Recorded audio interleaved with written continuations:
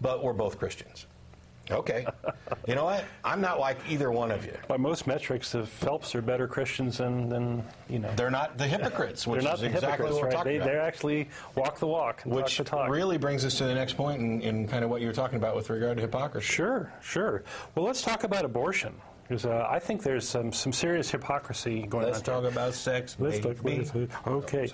So if the stated goal is to reduce abortions, then why are Christians working, again, I'm painting a broad brush here, why are Christians working so hard at promoting policies that increase abortions, right?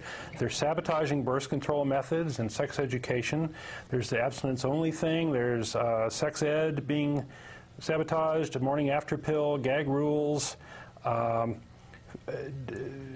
defunding family planning. We've got, we've got pharmacists being told to interfere with people's getting their prescriptions filled by religious leaders such as Pope Ratzinger. All of those actions lead to more unwanted pregnancies. That's right. Which lead to more abortions. Right.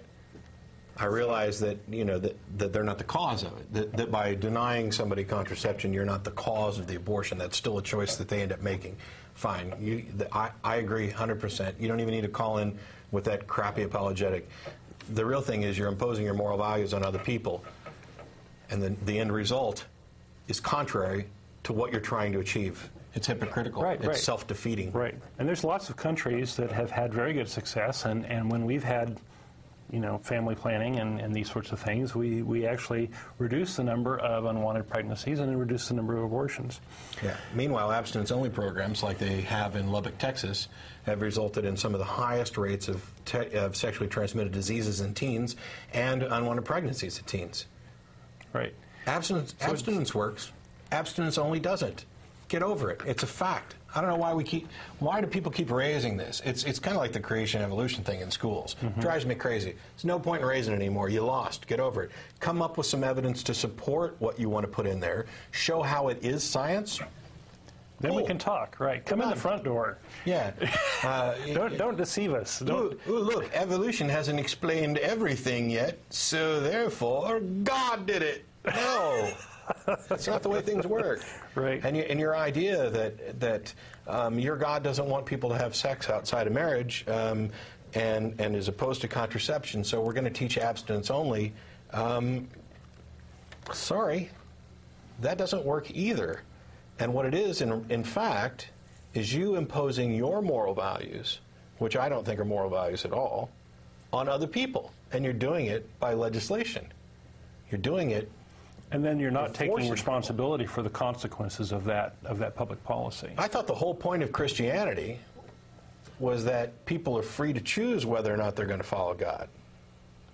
People were free to choose whether or not they would accept the moral codes that you accept.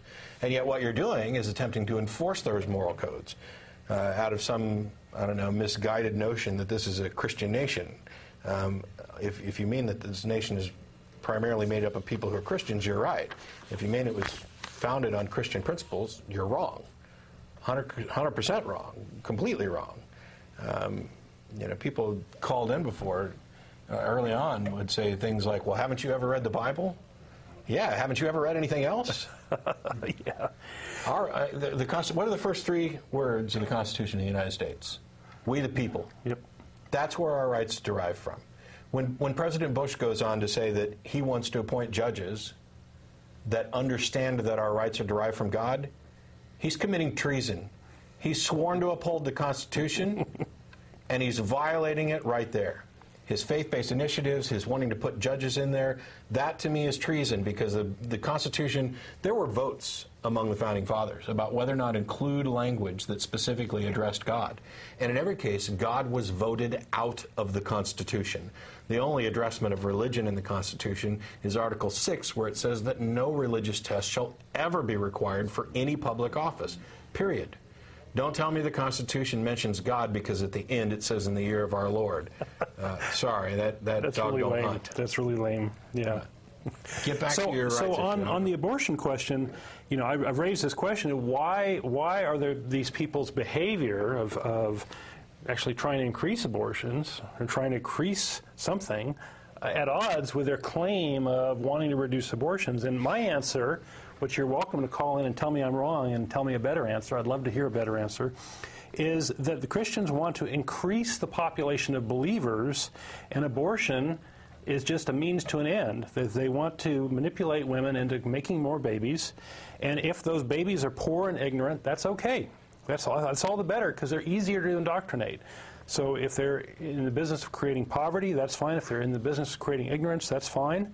And so these same people that are interfering with family planning are defunding child care and making it harder for single women to have children. They've created these faith-based charity initiatives so that if you do come to charity from government charity, it's going to come with some strings attached as far as faith goes. And this is because the Christian God has no ability to create people, to create believers. So they have to co-opt, the religions have to co-opt the sex organs of believers and other people so that they can make more believers as part of their breeding program. So that's my answer for why the abortion thing. And religions don't want to pay for it because they know it's expensive and they know it'll make it look like they're the parasites that they are. So there's my answer for why the abortion hypocrisy, but you may have a different one.